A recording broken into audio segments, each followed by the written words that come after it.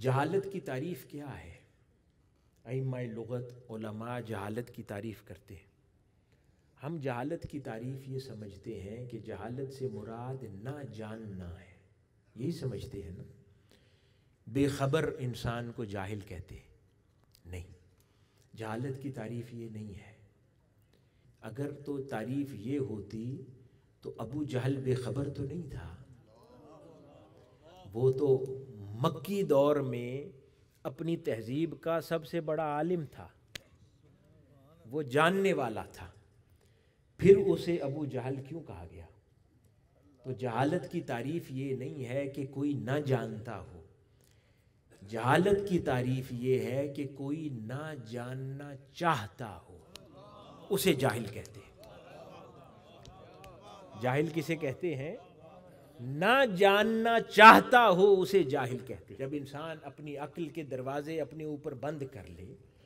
اور کسی دوسرے کی رائے سننا نہ چاہے، کسی دوسرے کی بات سننا نہ چاہے، کسی دوسرے کے دلائل سننا نہ چاہے اور اپنے دلائل اپنی بات پر مصر ہو جائے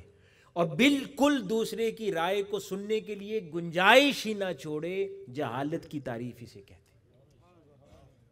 ذہن کو انسان اوپن کرتا ہے اور جتنے بھی دلائل اور آراء کسی بھی موضوع پر موجود ہیں، کتنے بھی مفکرین ہوں، علماء ہوں، بزرگان دین ہوں، ان کی آراء ایک سبجیکٹ کے اوپر اگر موجود ہیں، معاشرے میں پائی جاتی ہیں،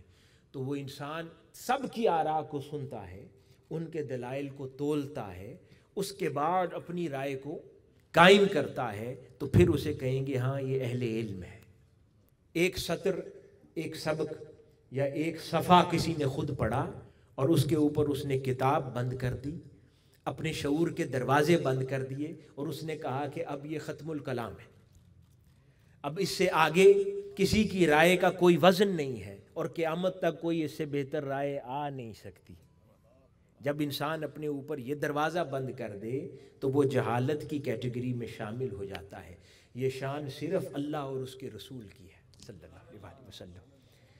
اللہ رب العزت کے کلام کی اور تاجدار کائنات حضرت محمد مصطفیٰ صلی اللہ علیہ وسلم کی کلام پاک کی یہ شان ہے کہ قیامت تک اس سے بہتر کچھ نہیں آ سکتا۔ باقی ہر شے میں غور کرنے کی دعوت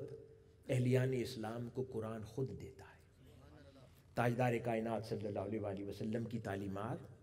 خود دیتی ہے۔ تو اس لیے عقل کا دروازہ بند کر دینا جہالت ہے، اور در حقیقت یہ جو ضد ہے یہ علم غیر نافع ہے، یعنی جو اس نے علم حاصل کیا اس کے اوپر اب ضدی ہو گیا، اب کسی اور کی رائے نہیں سنتا،